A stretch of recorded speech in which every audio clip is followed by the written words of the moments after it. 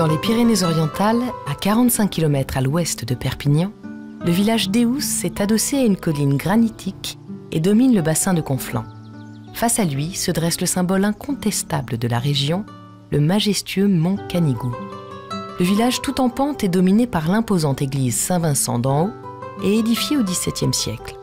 Si les villageois ont pris la peine de préciser « d'en haut », c'est que, quelques siècles auparavant, une église appelée aussi Saint-Vincent avait été construite dans la partie basse du village.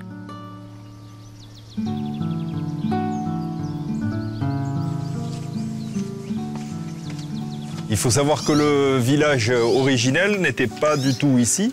Il était un petit peu plus bas dans la vallée, au pied des collines, autour de l'ancienne église, c'est-à-dire de l'église d'en bas, quoi, de Saint-Vincent aussi, qui, elle, a été consacrée en 900 et quelques, donc il y a plus de 1000 ans, alors que celle-ci, elle est du XVIIe siècle. Et le château donc, était au sommet de la colline.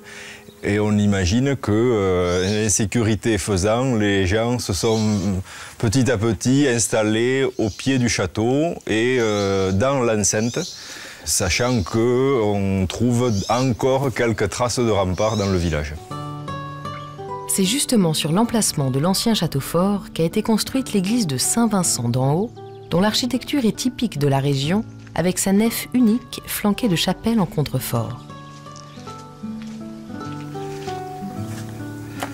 Voilà, mais là on est dans les ruines du château médiéval. Alors il faut savoir quand même que, à part le mur d'enceinte qu'on voit ici, on ne sait pas exactement comment était le château, on n'a pas de plan d'époque, puisque il a été, sûrement il était en ruine, et puis les ruines ont été réutilisées pour construire l'église. Alors le village d'Éous se trouvait donc à la frontière avec le royaume de France. C'est pour ça que depuis le Moyen-Âge, on n'a pas la date exacte du début de la construction du château, mais c'est pour ça qu'étant à la frontière, il y avait des fortifications. On a connu la ligne Maginot pour le nord-est de la France, et le nord de la Catalogne était aussi couvert de châteaux qui servaient à garder la frontière, mais je pense qu'ils servaient surtout de refuge pour les populations de l'époque. À l'intérieur de l'église, le guide attitré et bénévole est lui aussi un monument local, 87 ans, dont 20 ans de visite de l'église à son actif. Selon lui, la construction de l'église est l'œuvre de la population du village dans son ensemble. Toute la population fut d'accord de participer financièrement et manuellement à la construction de l'église. D'habitude, une église était toujours financée soit par les seigneurs ou par des gens riches, mais là, notre seigneur, soit qu'il était fauché ou bien radin, lui, il n'a pas voulu y participer. Alors, comme la population était très pauvre, c'est pour ça que la durée de construction de cette église a duré 17 années, de 1726 à 1743.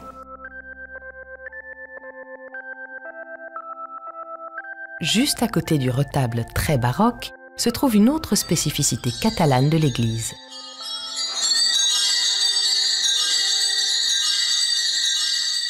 Là, je sonne la roue des clochettes. C'est des roues des clochettes, il y en a 52 dans toute la France, mais chez nous, les plus riches, on en a 29 dans les Pyrénées-Orientales. Il y a 2 modèles comme les nôtres, avec les 12 clochettes, et ils représentent les 12 apôtres.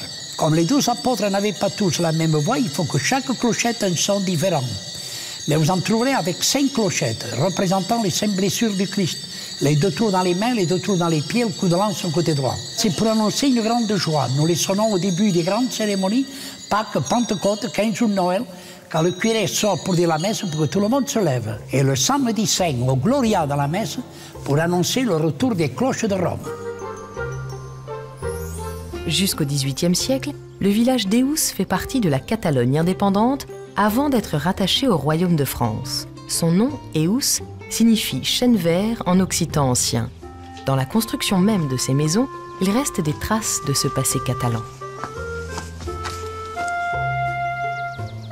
Regardez ici, là, les tuiles peintes sur la génoise. C'est quelque chose de typiquement catalan qui ne se fait pratiquement plus. Et pourquoi on le peignait?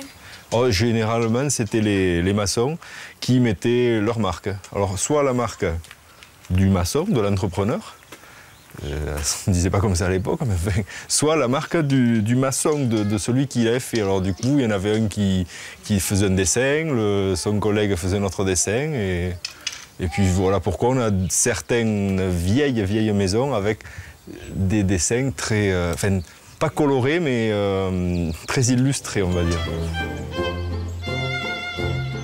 Le village d'Eous égrène ses ruelles tortueuses et piétonnes à flanc de colline. Une particularité géographique qu'ont su mettre à profit les villageois. Mais ici, on a une maison typique d'Eous. Avec, là, on voit bien qu'on a utilisé la pente, avec la grange, étable, ce qui accueillait les animaux au plus bas. Puis on a au moins 2 niveaux de vie. On imagine facilement qu'il y avait un atelier et puis de quoi faire vivre toute la famille. Et puis certainement à l'étage un grenier. On voit aussi un reste de four à pain totalement inséré dans le mur. Que dire d'autre? On a une maison paysanne, faite avec les matériaux du coin, avec des murs à la chaux, les pierres d'Eous, prises certainement sur place. Et pour finir, on peut dire que le fait d'avoir les animaux tout en bas, c'était aussi un avantage en hiver, puisque la chaleur des animaux, à travers les planchers, chauffait la maison. Enfin, chauffer, tempérer la maison.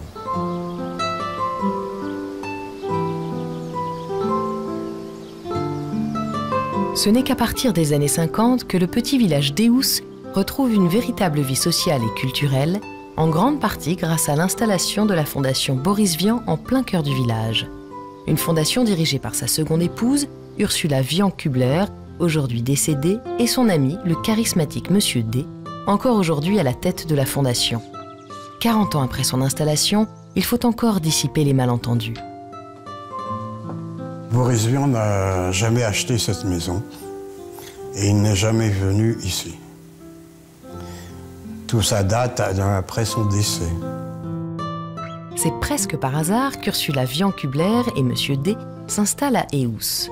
En 1964, en échange d'un feu d'artifice tiré depuis le clocher du village, ils se voient offrir une vieille ruine qu'ils transforment en centre culturel dédié à promouvoir l'œuvre et la pensée de Boris Vian. Nous, on avait un dévolu culturel. Nous faisons que du culturel. On a fondé cette association pour aider les chercheurs sur Vian. C'est-à-dire les chercheurs, depuis les scolaires jusqu'aux metteurs en scène, jusqu'aux cinéastes, etc. Tout passe par la fondation Boris Vian. Il y a les héritiers Boris Vian, les ayants droit Boris Vian, qui nous ont confié jusqu'à présent ce rôle. Voilà pourquoi Boris Vian.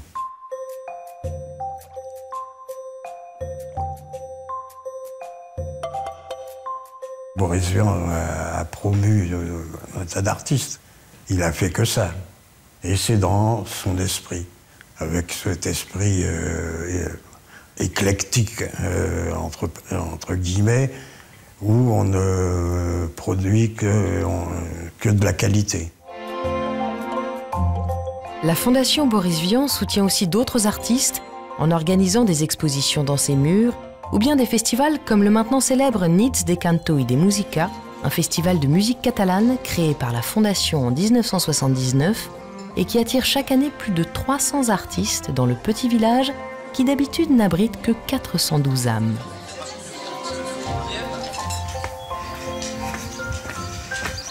Alors dans Eous, les rues sont souvent étroites et en escalier. Et ici, un détail rigolo, on est devant la maison d'un ancien maire du village, avec un joli encadrement en marbre rose. Un petit peu plus bas, il y a la maison de son opposant, avec pratiquement le même, mais en marbre blanc. L'histoire, on ne dit pas si l'un était blanc, l'autre est très rouge, je ne sais rien.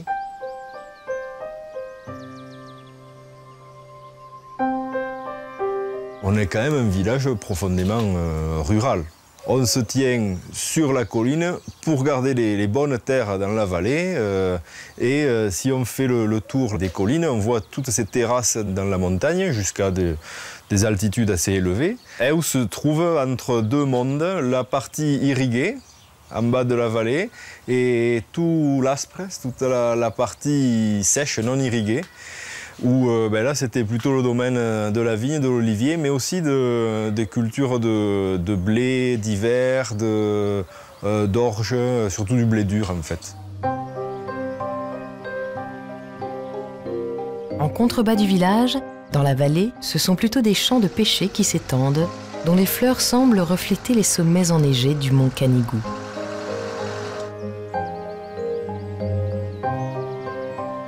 Alors je suis en train d'éclaircir. L'opération d'éclaircissage, c'est une opération qui consiste à supprimer les fruits en surnombre de façon à obtenir un calibre commercial des fruits. C'est-à-dire commercial, c'est un calibre de fruits qui fait à peu près 80 mm, entre 80 et 120 mm.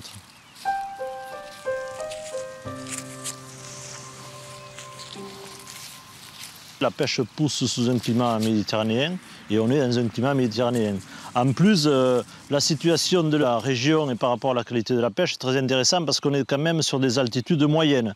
On n'est pas sur des niveaux d'altitude littorale entre 0 et 100 mètres, on est déjà à 350 mètres d'altitude. Donc l'amplitude thermique, c'est l'amplitude de température entre le jour et la nuit, est très marquée. On peut avoir des journées à 30 degrés en été et des nuits qui descendent à moins de 10 degrés. Donc cette amplitude thermique donne de la fermeté aux fruits et donne du sucre. Ça concentre les sucres, ça donne la fermeté. Donc on a une qualité de fruits qui est assez exceptionnelle.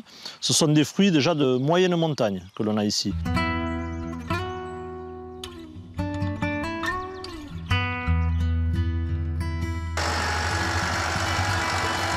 C'est une attache sentimentale, le village, quand on est... Vous savez, ici, on a des attaches assez fortes à nos racines. Moi, je suis d'Eus, je suis né ici, donc forcément, j'ai une attache sur mon village.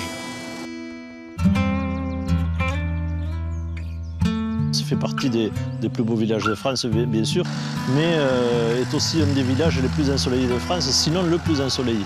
Donc, pour la qualité de vie, le soleil, c'est toujours appréciable. Donc, le soleil, c'est un élément déterminant de choix de vie. Le soleil, une atmosphère propice aux inspirations artistiques, sans aucun doute, il fait bon vivre dans les ruelles ensoleillées d'Eus.